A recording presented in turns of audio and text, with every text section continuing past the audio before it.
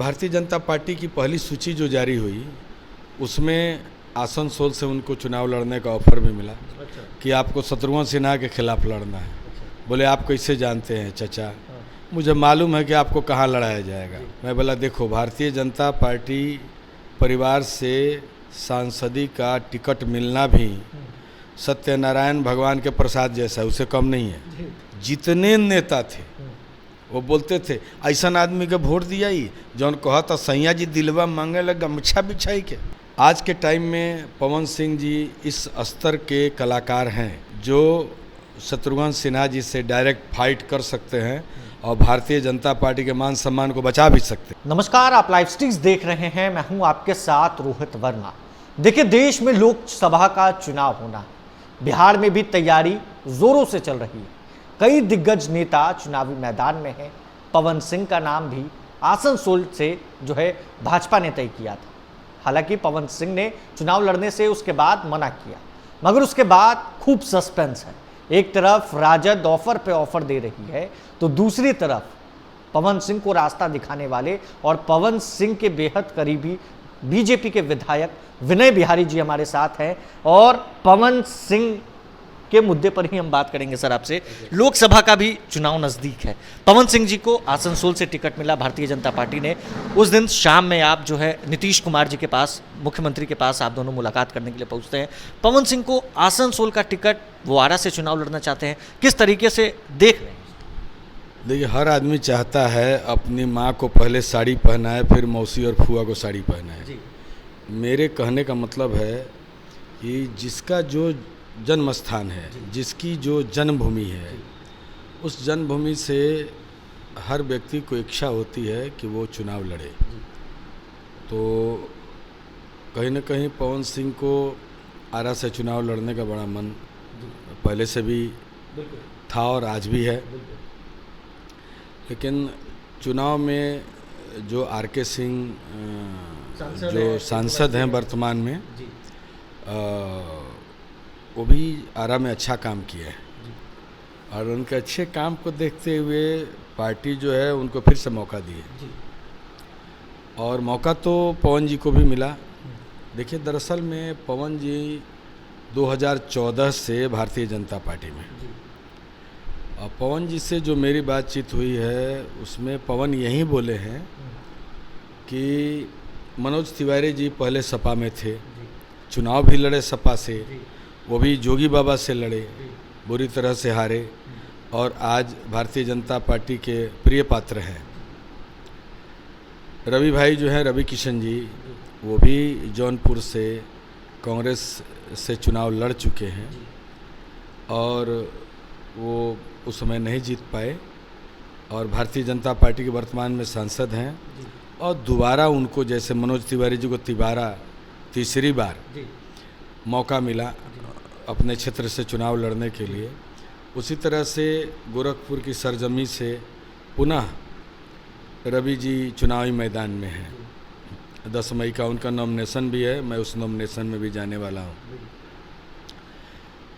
दिनेश लाल जी की बात करें तो उनका पूरा परिवार सपा के बहुत करीब रहा है, समाजवादी पार्टी के, और एक चुनाव हारने के बाद दूसरे चुनाव में उनको भी प्रिय पात्र बनने का अवसर प्राप्त हुआ। पवन सिंह किसी पार्टी में नहीं गए। पवन सिंह को सीधा माननीय अमित शाह जी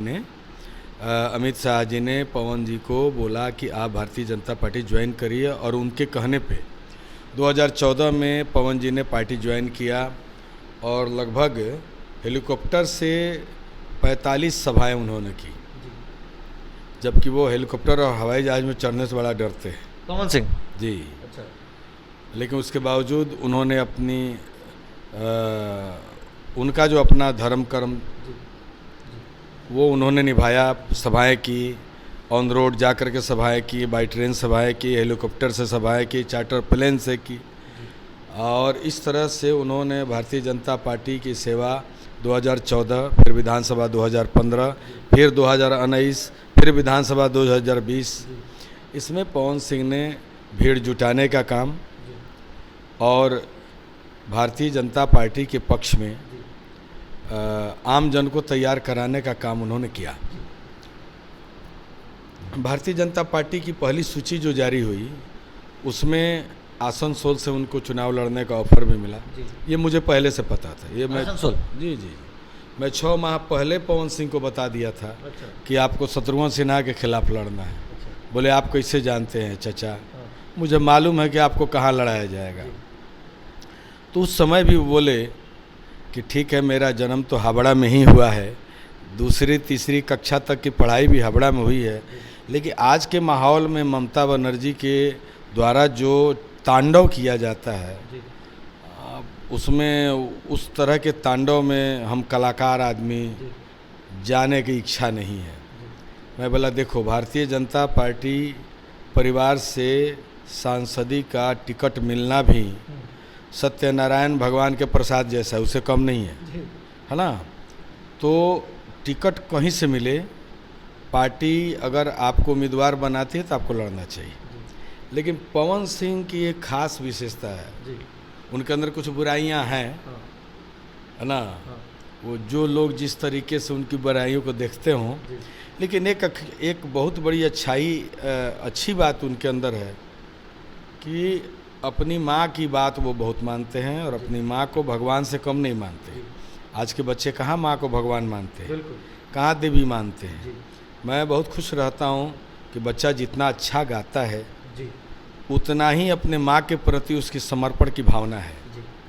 और हम जो लोग उसके करियर में सहयोगी रहे हैं, हम लोगों को भी आज भी आदर और सम्मान पवन सिंह देते हैं। तो ये अच्छी बात है, क्योंकि आजकल लोगों को पुरानी बात भूलने में वक्त कहाँ लगता है।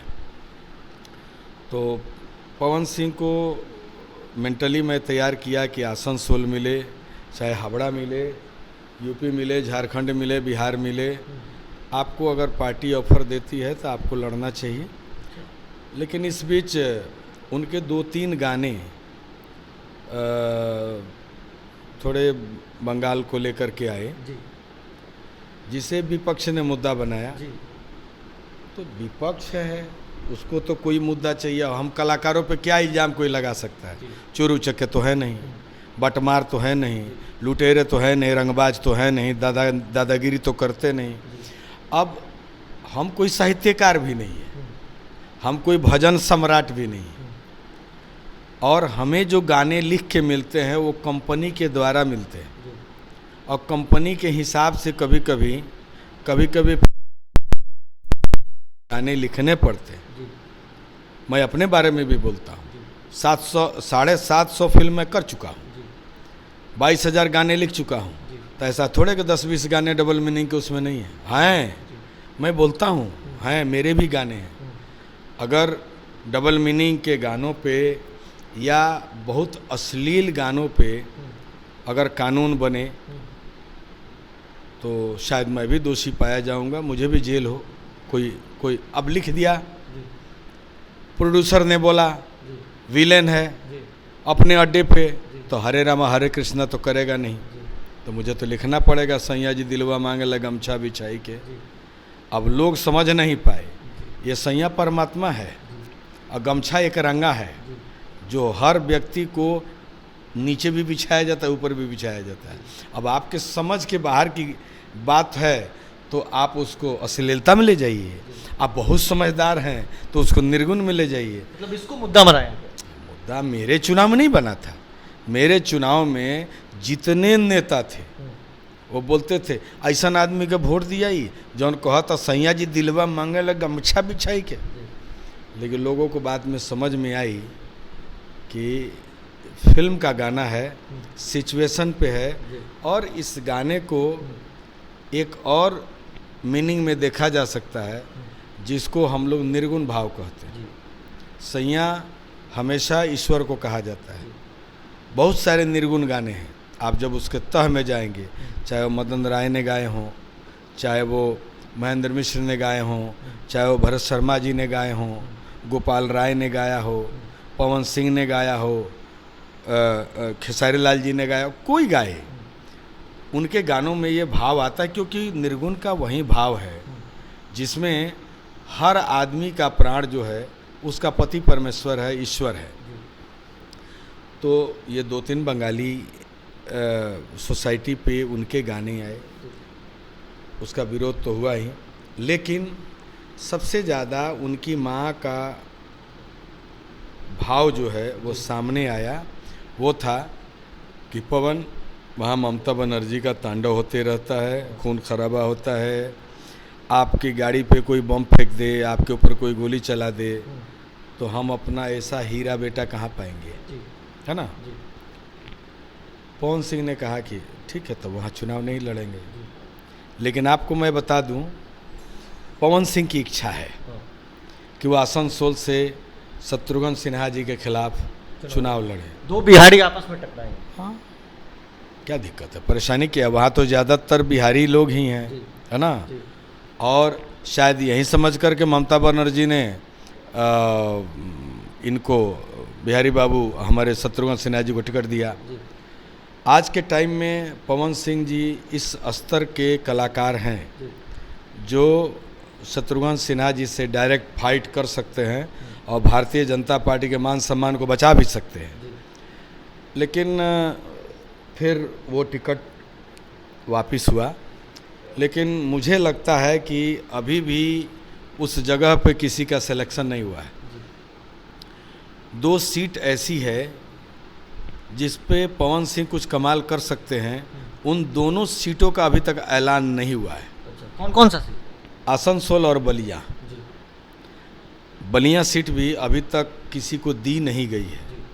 तो मुझे लगता है कि हमारा शीर्ष नेतृत्व जो है भारतीय जनता पार्टी का, वो शीर्ष नेतृत्व शायद इन दोनों सीटों को कहीं इसलिए भी तो नहीं रोक के रखा है कि पवन सिंह पर पुनर्विचार हो सके।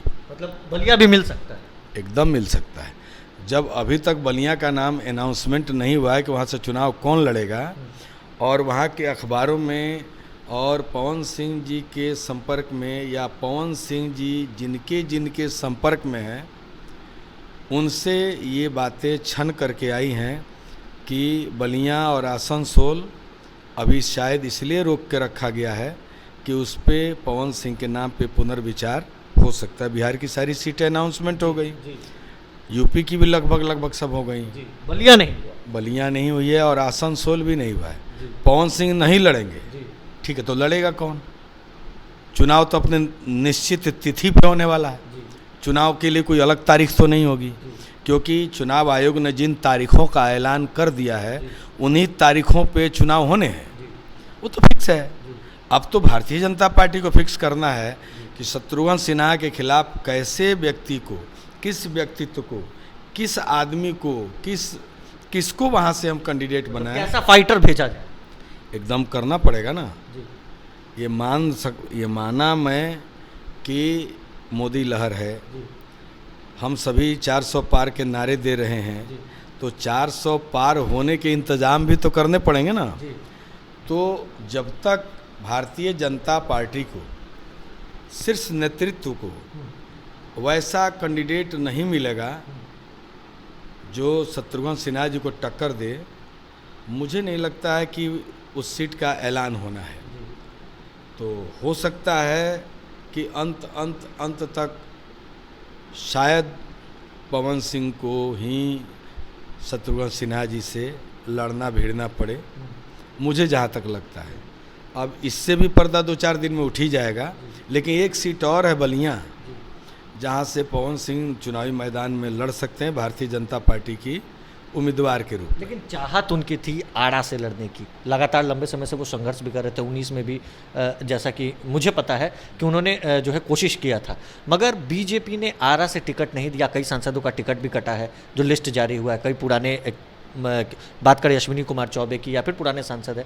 तो आखिर पवन सिंह आड़ा से ना लड़के आसनसोल से लड़ेंगे तो क्या जीत जो है वो दाखिल करेंगे? बिल्कुल। देखिए, एक बात बता रहा हूँ, हार जीत एक क्रिकेट खेल की तरह है। कौन 1 रन पे आउट हो जाएगा, कौन शतक मार देगा, कौन टीम हारते हारते जीत जाएगी, आप देखते हैं, मैं भी देखता हूँ। हमारे यहाँ जो वोटर हैं वो 4 तरह के, पार्टी वोटर, जाति वोटर, व्यवस्था वोटर और दीवाना वोटर। मुझे कहने में मैं असहज नहीं हूँ, जो मेरी जानकारी मैं बता रहा हूँ कि भारत में 4 तरह के वोटर हैं। जाति वोटर, उनको जाति का चाहे 50% वोट मिले चाहे 75% मिले, लेकिन जाति का वोट मिल ही जाता है, तो कुछ जात का वोट हो जाता है। पार्टी वोटर, अब हमें कहना तो नहीं चाहिए, लेकिन बहुत से ऐसे लोग हैं जो सिर्फ मोदी जी के नाम पे सदन चले जाएंगे, उनकी अपनी कोई योग्यता नहीं है।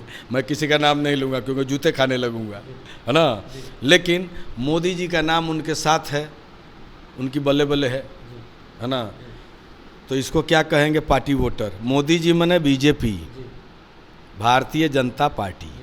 तो भारतीय जनता पार्टी का जो परिवार है, जो संगठन है, वो इतना मजबूत है और उसमें भारतीय जनता पार्टी का शीर्ष नेतृत्व का शीर्ष नेता मोदी इतने मजबूत हैं कि वो वोट भी नहीं देखता है कि सामने पवन सिंह लड़ेंगे कि विनय बिहारी लड़ेंगे कि रमेश तिवारी लड़ेंगे, वो ये नहीं देखता है।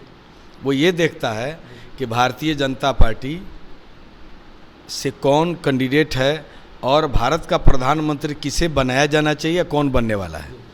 तो ये पार्टी वोटर हो गया। कुछ व्यवस्था वोटर है, वो खाएगा नहीं तब तक बटन दबाने जाएगा नहीं, वो कोई हो, राम राजा तबोदाई, भरत राजा तबोदाई, उसके लिए कुछ नहीं है। उसके लिए जैसे भाजपा वैसे कांग्रेस आई, उसका कोई मतलब नहीं। वो पैसा पाएगा तो जाएगा, नहीं पैसा पाएगा तो इस वोटर से भी कोई आदमी कह नहीं सकता कि विनय बिहारी गलत बोल रहे हैं, नहीं। क्योंकि एक चीज़ मुझे समझ में नहीं आती है कि वोटर वही है। जब नगर निकाय का चुनाव होता है, पंचायत का चुनाव होता है, तो 90% पोल होता है। जैसे विधानसभा का चुनाव होता है हम लोगों का, तो 60-65 पर दम तोड़ देता है हर विधानसभा। और जैसे लोकसभा होता है 42, 44, 55, मैक्सिमम 60। तो मैं कहता हूँ ये क्या विडंबना है हिंदुस्तान की, इस देश की, कि वोटर वही है। किसी चुनाव में 90-95% वोट करता है, किसी चुनाव में 60-65 करता है, किसी चुनाव में 50-55 करता है। ये भी गलत है, ऐसा होना नहीं चाहिए। इस मामले में तो हमारे प्रधानमंत्री को सोचना चाहिए कि जो वोट न दे उसका राशन बंद कर दिया जाए। अरे आप किसी को तो दो। अब तो नोटा सिस्टम भी है, आपको कैंडिडेट पसंद नहीं है, नोटा में दबाओ। खबर एक ये भी है विनय जी कि लालू यादव के साथ क्या पवन सिंह, अगर लालू यादव अगर ऑफर देंगे पवन सिंह को आरा से, तो क्या पवन सिंह जाएंगे? क्योंकि आपको चाचा वो कहते हैं, तो चाचा वाली बात थोड़ा नहीं। देखिए एक बात बताता हूँ, राष्ट्रीय जनता दल से ऐसा नहीं है कि उनको ऑफर नहीं आया है। मतलब आया है, ऑफर आया है। और कुछ नेता जो हैं उनके संपर्क में भी रहे, जिसकी सूचना पवन सिंह ने दी। उन्होंने बोला चाचा हमारे पास ऑफर आया था लालटेन से, राष्ट्रीय जनता दल से जी। तो हम बोले बेटा 10 साल अपने जीवन का तुमने भारतीय जनता पार्टी में दिया है, 14 से 24। अब 10 साल पार्टी को दिए हो तो मैं तो यही कहूँगा कि राम को भी 14 साल वनवास हुआ था, एक टर्म और देख लो, 5 साल और देख लो, बाकी तुम्हारी मर्जी। क्योंकि जब बेटा कमाने लगता है तो बाप की कितनी बात मानता है ये बेटे पर भी निर्भर करता है और सिचुएशन पर भी निर्भर करता है। लेकिन मैं अपनी तरफ से मैं यही कहा कि राजनीति में पेशेंस का बड़ा महत्व होता है।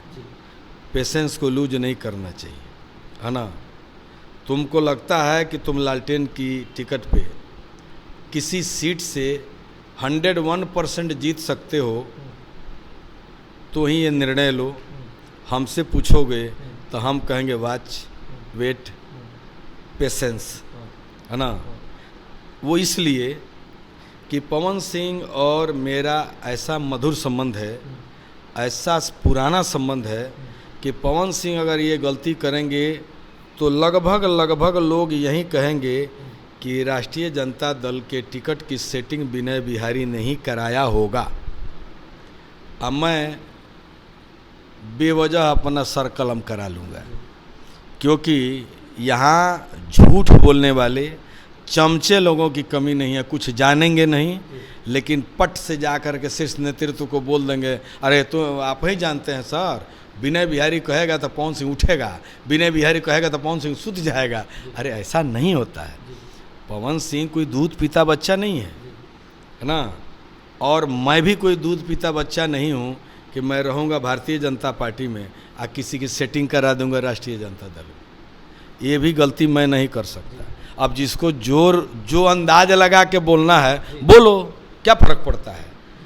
हमको न अपने बेटे के लिए टिकट चाहिए, न हमको अपनी पत्नी के लिए टिकट चाहिए। राउतेल महाउत बा, हम जब तक जी रहे हैं और जब तक हमारी इच्छा है और जब तक जनता का आशीर्वाद मिल रहा है तबे तक हम राजनीति में है, नहीं तो कलम जिंदाबाद।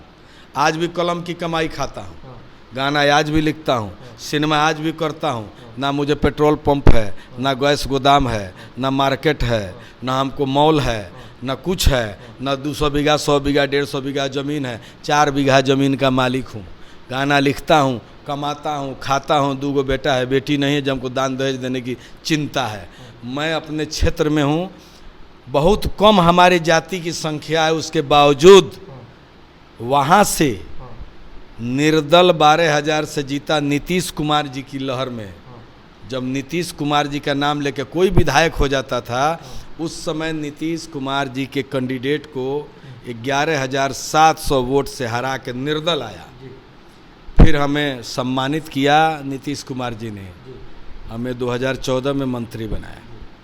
उसके बाद मैं एक छोटी सी बात को लेकर के, क्योंकि बात जब दिल पे लगे तो मैं किसी का नहीं हूँ। क्या हो जाएगा, जिंदगी का भरोसा नहीं है, कुर्सी का भरोसा है।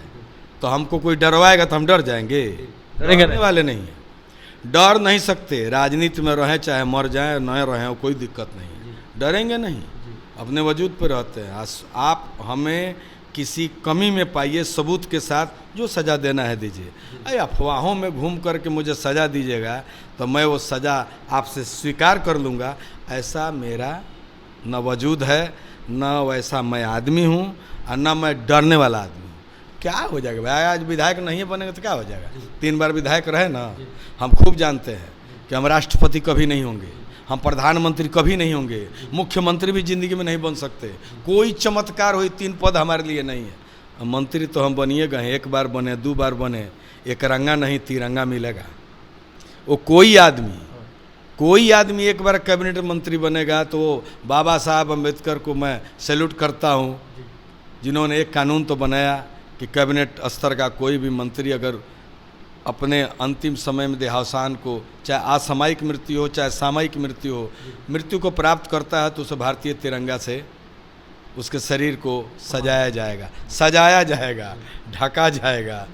तो वो तो मुझे मिल ही जाएगा। 1 बार मंत्री बने, चाहे 2 बार बने, चाहे नहीं बने। तो अब बचा कौन चीज़, अब हमारे पास इच्छा कौन सी है।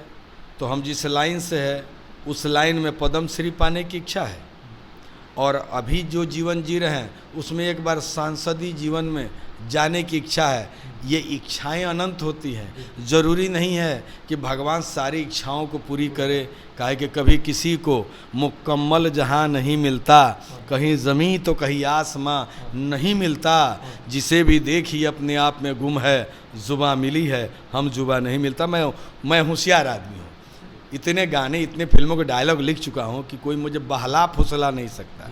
मेरी एक तमन्ना है, पद्मश्री 22,000 गीत लिखा, भोजपुरी का मार्केट जो बना है उसमें मेरा बहुत बड़ा सहयोग है, दुनिया भी कहती है।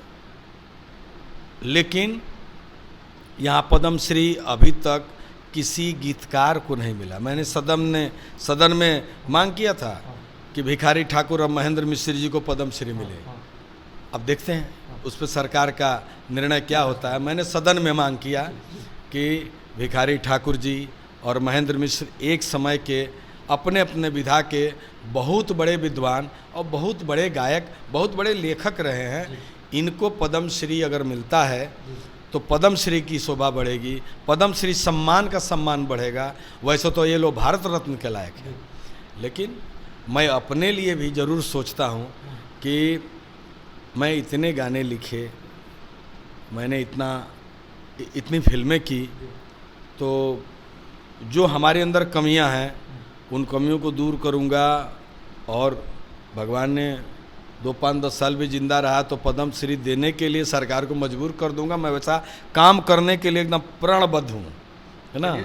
ठीक है, तो हमारे साथ थे बात करने के लिए बीजेपी के विधायक विनय बिहारी। देखिए, पवन सिंह को लेकर जिस तरीके से सस्पेंस बन रहा है, उस सस्पेंस के बीच बड़ा खुलासा विनय बिहारी ने किया है। और सीधा सीधा जो बलिया का सीट है वो भी है, और जो आसनसोल से टिकट पवन सिंह को मिला था वो भी सीट, और बीजेपी बड़ा फैसला और बड़ा गिफ्ट जो है पवन सिंह को देगी। क्या होगा आने वाले दिनों में ही पता लगेगा। पवन सिंह का अगला कदम क्या होने वाला है ये देखना होगा। बहरहाल इस खबर में बस इतना ही। अगर आपने अब तक लाइव सिटीज को सब्सक्राइब नहीं किया है, जल्द से जल्द लाइव सिटीज को सब्सक्राइब कर लें। धन्यवाद।